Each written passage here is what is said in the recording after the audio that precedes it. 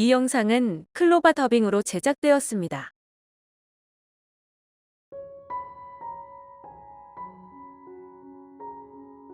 참 쉽고 바람 피우다 하나님께 딱 걸린 목사님 이야기. 또 우리 교회에 예언 상담차 찾아오신 분들 중에는 의외로 목사님들이 상당수 있습니다. 그 중에는 아주 큰 대형 교회 담임 목사님들이 찾아오신 경우도 많이 있습니다. 상담의 내용 중 부끄러운 부분들도 있고 개인의 인격과 명예와 프라이버시가 있어서 어느 지역인지 어느 교회인지 어느 이름의 목사님인지 어떤 경우에라도 절대로 밝히지 않겠습니다.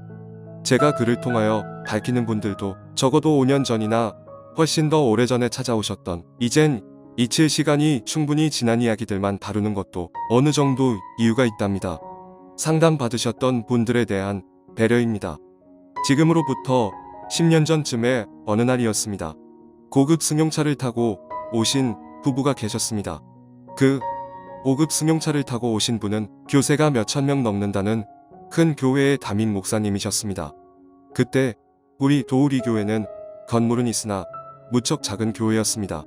아내 되는 사모님 때문에 마지못해 같이 오신 듯한 분인데 우리 도우리 교회를 위로 아래로 쳐다보니 무척 한심해 보이셨나 봅니다. 몇천 명 넘는 대형 교회 심호하는 목사가 100명도 안 되는 작은 교회 초라한 건물에서 예언 사역하는 도우리 교회가 얼마나 우습고 하찮게 보였겠습니까? 사모님 되는 분은 원장님과 안면이 있으셨고 이순자 원장님을 통하여 하나님이 어떻게 일하시는지를 경험하신 터라 교회 크기와 상관없이 자기 남편을 설득해서 교회 문제에 하나님이 어떻게 하라고 알려주실 것이라며 예언 상담 갔다 오자고 강청하셨는가 봅니다.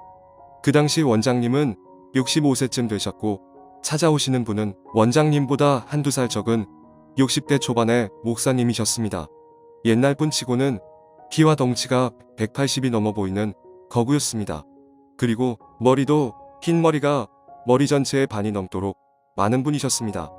큰 교회 목사가 작은 교회 와서 머리 들이밀고 기도받고 상담받는다는 것은 여간 자존심 상하는 일이 아닐 것입니다. 특히 거구의 이 목사님에게는 우리 도우리 교회가 더욱 그렇게 한심하게 보이는 듯 했습니다. 사실 교회 근처에 오셨지만 딱 봐도 코딱지보다 작아 보이는 우리 교회를 보고 아내에게 화를 내며 저런 작은 교회에 무슨 상담 받을 일이 있느냐며 그냥 가자고 실랑이를 하다가 아내의 간곡한 설득에 자존심 꼭 참고 들어오신 것입니다. 사실 이분들의 섬기는 교회는 시모 장로님이 10명이 훨씬 넘고 부목사들도 많고 교회 건물은 어마어마하게 크고 교세는 몇천 명이 넘습니다.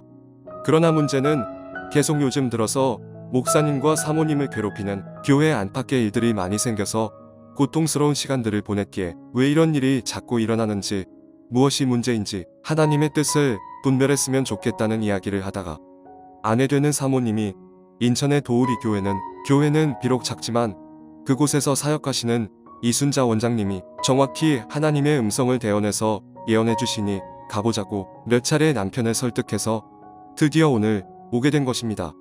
두 분 모두 상담실에 들어갔습니다. 원장님이 염색을 해서 그렇지 나이가 그때도 65세가 넘었는데 그 거구의 목사님은 교회도 작고 나이도 본인보다 훨씬 어려 보이는 여자에게 무슨 예언 상담을 받는가 하는 생각에 얼굴이 뽕 씹은 표정으로 불평불만 가득한 화난 아이처럼 다리 꼬고 앉아 째려보고 있었습니다. 교회에 그동안 일어난 여러가지 어려운 문제들을 상담하다가 원장님이 사모님에게 죄송하지만 성령님께서 시키신 일이니 잠깐 사모님은 상담실 밖에 나가 계시라고 하시는 것입니다. 상담 내용을 절대로 엿듣지 말고 저만치 멀리 가서 계시라는 당부도 하시는 것입니다.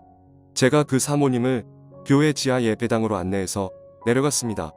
목사님은 가뜩이나 불만이 가득한 표정인데 그 아내 되는 사모님에게 나가 계시라고 하니까 목사님이 황당하다는 듯이 안절부절 못하며 앉아있는 것입니다. 사모님이 나가고 이순자 원장님과 그 거구에 반백이 된 60대 초반의 대형 교회 목사님만 상담실에 남았습니다. 원장님이 그 거구의 목사님에게 아버지가 어린 자녀를 혼내시듯이 엄청난 큰 목소리로 꾸짖으셨습니다. 이 나쁜 놈아, 네가 그래도 목사냐? 그 목사님은 교회도 조그마하고 자기보다 나이 어린 것 같은 여자 목사가 자기한테 반말하면서 사정없이 꾸짖으니까 순간 화가 나셨나 봅니다. 얼굴이 불그락부르락하며 이 여자가 뭔데 나한테 명령 줘해 반말로 훈계하는가 어안이 벙벙해지고 화가 가득 나서 원장님을 쳐다보는데 원장님이 또 한 번 혼내시면서 성령님의 음성을 개헌하신 것입니다. 너는 정말로 하나님이 계시다면 하나님만 아실 일이라며 늘 스스로 되뇌지 않았느냐 이렇게 물으시니 그분이 너무나 깜짝 놀라는 것입니다.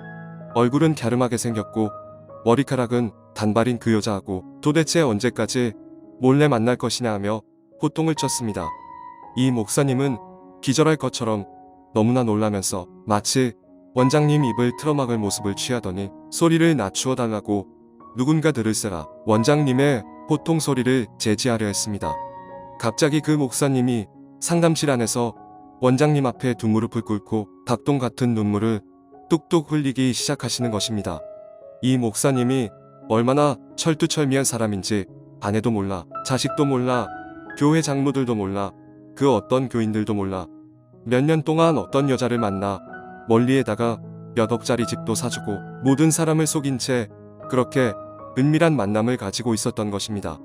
이 사실은 이 세상 누구도 모르는 일이라고 합니다.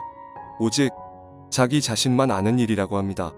자기가 목사라서 양심상 마음이 찔릴 때마다 이렇게 입속말로 중얼거렸다고 합니다. 정말 하나님이 살아계시다면 하나님만 아실 거야 하고 늘 되뇌었다고 합니다. 정말로 이분은 평생을 목회했고 수천 명 넘는 교회 목사를 하시면서도 자신은 철저히 월급 받는 직업 목사였다고 고백하는 것입니다.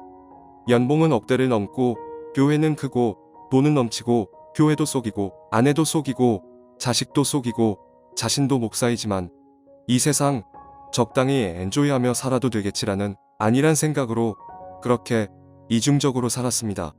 현재의 그 여자를 세상 모두로부터 숨겨놓은 자신만의 애인으로 삼고 두 집 살림을 살았다는 것입니다. 그런데 오늘 도우리 교회 와서 정말로 살아계신 하나님의 음성을 듣게 되었노라고 회개하면서 거구의 반백인 60대 초반의 목사님이 체면이며 자존심 다 내려놓고 대성통곡하며 엉엉 울기 시작하는 것입니다.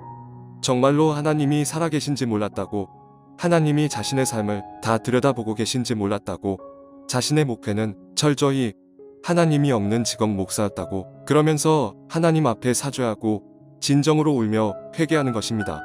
사실 그동안 교회 내 끝없이 일어나는 크고 작은 모든 문제의 원인이 바로 이 목사님의 죄와 불신앙적인 모습 때문이었고, 그동안 겪은 문제들은 하나님이 이분을 깨닫게 하시고자, 그 마음을 돌이키게 하시고자 하는 기회의 시간들이었던 것입니다.